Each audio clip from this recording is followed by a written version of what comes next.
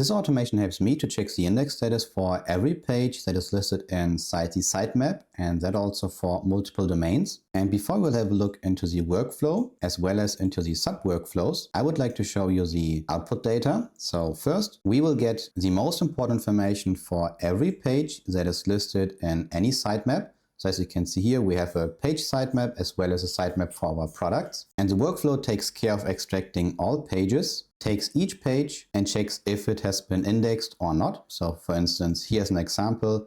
It's exactly the same as you would go to the Google Search Console, take the link and check if it has been indexed or also removed from the index. And the main reason why I've created this automation is because it helps me to figure out which pages were de-indexed. So for instance, if we see here 125 pages are indexed today, but let's say I check it tomorrow and then only 123, that means 2 pages were de-indexed, and there's no easy way to find out which 2 pages were exactly de-indexed by Google. And instead of downloading all your indexed pages and compare it with your sitemap, which takes, in my opinion, too much time, I get instead an email like this. So as you can see here, I get exactly which pages are not indexed, also from which sitemap, the status. So in this case, this page is not known to Google. And also, let's say it has been crawled but not indexed. Then you can also see when was it the last time that Google crawled it. So there's no reason for me to check anymore in the Google Search Console the index status for all my pages. Then let's have a look into the workflow itself. As you can see, we have one main workflow, then one sub workflow and 2 other sub workflows. So this one and this one. The automation starts by getting all the domains. So in this case, it gets the data from the Google spreadsheet configuration. So here we have the domain, sitemap, and also the person who will receive the report. So in case I want to add more websites, then I just have to add here the domain, sitemap, and also the person who will be notified. After that, it takes this data. So in this case, it's only one item. So the loop loops only once. But if we have more items, then it does the same workflow for every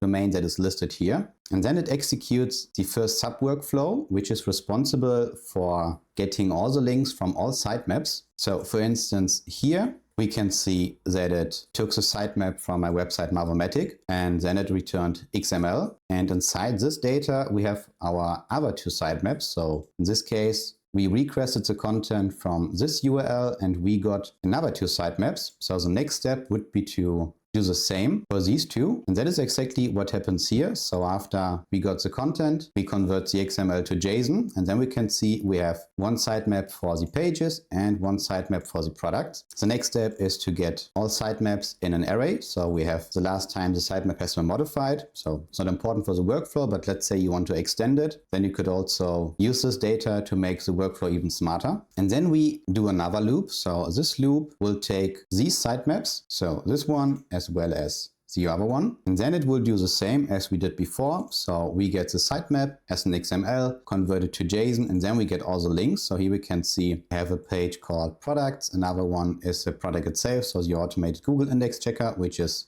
the workflow we are talking about. And the next step, we prepare the data. So I want to have exactly the sitemap as well as the page itself. So I have websites where I have like 4 or 5 sitemaps so that I know exactly which page is it and in which sitemap is it listed. So here we can see we have here the products page as well as here another product, and all of these pages belong to the sitemap's product sitemap XML. And then the next workflow will start, and this workflow is responsible for checking the index status. So here we'll get the list of all pages, and then we will use the Google Search Console API. So, and the inspect endpoint is exactly the same as we have here. So we get data like when was the last time crawled, is this page indexed or not? And then this data will be saved into a Google spreadsheet, and I called it upsert because if it's a new page, then it will be added as a new row. But if you have already crawled a page and now the index status changed, then we will update this row. And the final output data looks like this. So we have the sitemap, the link, predict coverage state, last crawl time, and so on. So the most important column is this one. So here we can see this page has been submitted and is also indexed. But here you can also see in total 5 pages are not indexed. And the reason is because I didn't submit them. So I know now exactly I have to take these pages, go to the Google Search Console and submit them in order to be able to appear in the Google search. And once this workflow is done with all domains here, so let's say you have here another row, which would be this and this, then we would do the same workflow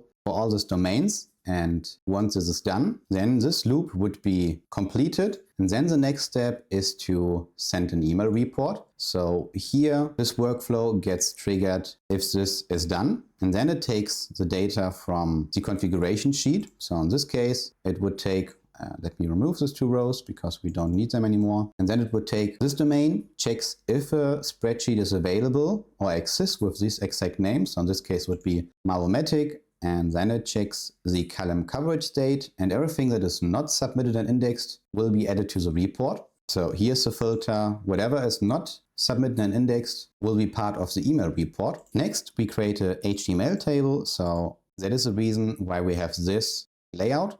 And then the final step is to send the report. So as you can see here, we can configure the person who will receive this report. You can do it by adding here the right email address. Then we have as a subject that your Google indexing report for the given domain is available. And this one is the HTML template, which consists out of some styling. You can also configure it. So let's say you want to have another text color or another font, then you can also change it here. And once this workflow is also done, then the complete workflow is finished.